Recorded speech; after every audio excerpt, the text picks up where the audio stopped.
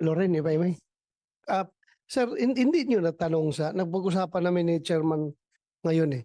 Hindi nyo natanong sa BCDA bakit yung the purpose, bakit bininta natin yung Fort Bonifacio is for AAP modernization, di ba? Tapos ngayon, the whole fund ng AAP modernization, tiningnan namin ngayon, 8% lang pala ang provided by BCDA. Kakaliit naman das lahat nito gagaling sa GAA. Ang intention, bininta yan, o bininta mo, pinarintahan. Rentahan. Pinarintahan yan para ma-fund ang AAP modernization. Tapos ngayon, 8% lang pala nabibigay nila. Kaya po ang leksyon dito, wala pong scheme talaga na pwede mag-finance ng modernization of any armed force dahil yan ay sunk cost. Yan ay sovereign cost ng bansa.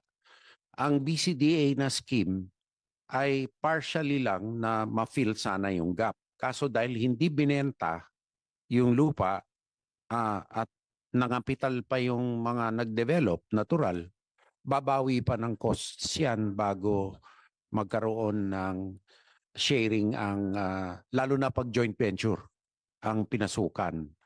So actually yung joint use minsan ng facility hindi rin magandang ideya dahil nakokompromiso ang security. Sa pangalawa po ang one time na benta ng major asset for modernization hindi po magandang paradigm in the long run.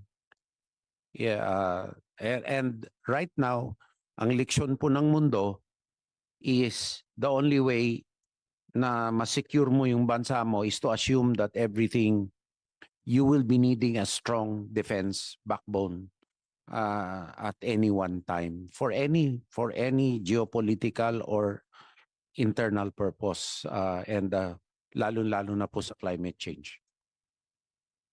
We appreciate that question, and it's really, it boggles the mind because I've been sitting here since 1998 and you talk about the conversion law, etc., the AFP Modernization Act since 1995, and I was here since 98.